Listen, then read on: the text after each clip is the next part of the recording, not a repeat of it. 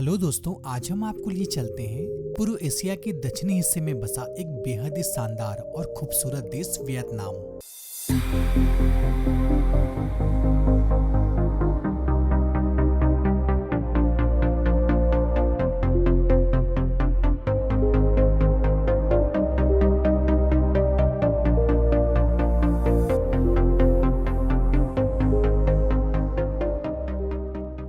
Vietnam, जिसे प्राचीन में चंबा के नाम से भी जाना जाता था, लेकिन जैसा कि आप जानते ही होंगे कि वियतनाम का इतिहास बेहद ही दर्दनाक था। चीन, फ्रांस, अमेरिका जैसे कई देशों ने वियतनाम पर कई सालों तक शासन किया, लेकिन वियतनामी लोगों का साहस और एकजुटता के कारण ही उस समय वियतनाम में एक ही नारा गूंजा, तेरा नाम मेरा नाम, वियतनाम वियतनाम।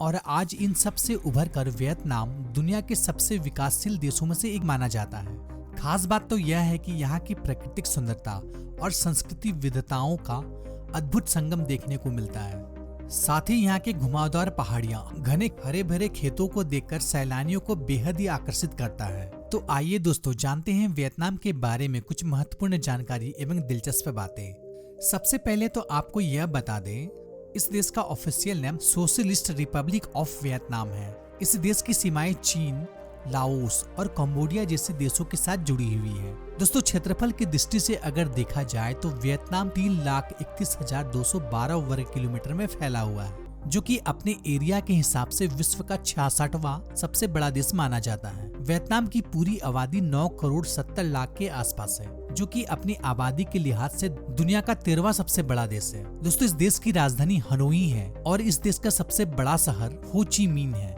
दोस्तों, अगर आप घूमने फिरने के शौकीन हैं और नए नए देशों की सैर करना चाहते हैं और अगर आपका बजट कम है, तो सच मानिए वियतनाम से अच्छा कोई जगह आपके लिए हो ही नहीं सकता, क्योंकि घूमने फिरने के लिहाज से यह देश बेहद ही सस्ता माना जाता है।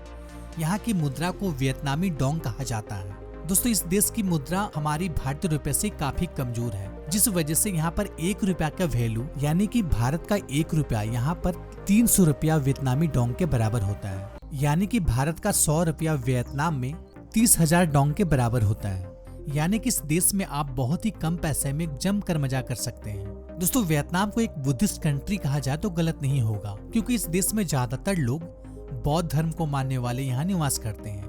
यही वजह है कि इस देश का लगभग 85% लोग बौद्ध धर्म को मानते हैं। दोस्तों, लिटरेसी की अगर बात की जाए, इस देश का लिटरेसी रेट 95% है। दोस्तों, भले ही वियतनाम विकसित देशों में शुमार ना होता हो, लेकिन यहाँ के सड़कें बेहद ही शानदार और सबसे दिलचस्प की बात यह है कि आपको यहाँ के सड़कों पर कार से ज्यादा बाइक दौड़ती हुई दिखेगी, क्योंकि यहाँ पर 90% आबादी कार के जगह बाइक यूज करना ज्यादा पसंद करती है।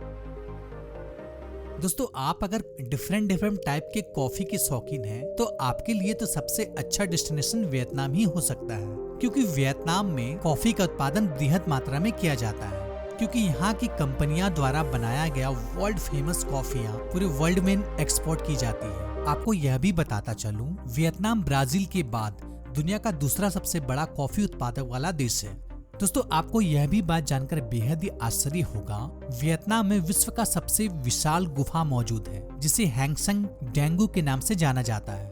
यह गुफा 200 मीटर ऊंचा और 150 मीटर चौड़ा और 9 मीटर लंबा है, जो कि वियतनाम के जंगलों में स्थित है। इन गुफा के अंदर 60 मीटर ऊंचा क्लेसाइट की दीवार है, जिसे वियतनाम की महान दीवार भी कहा जाता है।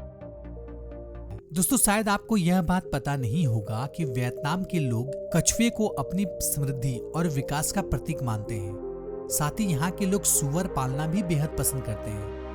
जैसा कि मैंने आपको पहले बताया, वियतनाम घूमने फिरने के लिहाज से बेहद ही सस्ता देश है। आप यहाँ पर बेहद ही कम पैसे में खूबसूरत समुद्री तटों का सैर के साथ साथ अति मनमोहक नाइट क्लब, साथ ही वियतनामी परियों का भी जमकर मजा ले सकते हैं। दोस्तों, ऐसा कहा जाता है कि वियतनामी लड़कियां बेहद ही फ्रैंक होती हैं, जो कि किसी से भी घुल मिल जाती हैं। और सबसे बड़ी बात यह है कि अगर वो किसी से घुल मिल जाती है, तो उस पे सब कुछ अपना निछावर कर देती है।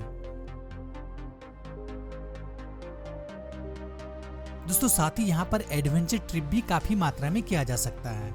यहाँ के जंगल में जंगल सफारी करना, ट्रैकिंग करना और भी बहुत कुछ यहाँ पर आनंद लिया जा सकता है। तो दोस्तों आशा करता हूँ कि ये वीडियो आपको पसंद आई होगी। अगर पसंद आई हो तो लाइक जरूर कीजिएगा, साथ ही हमारे चैनल को सब्सक्राइब कर लें और बेल आइकन को प्रेस कर दें।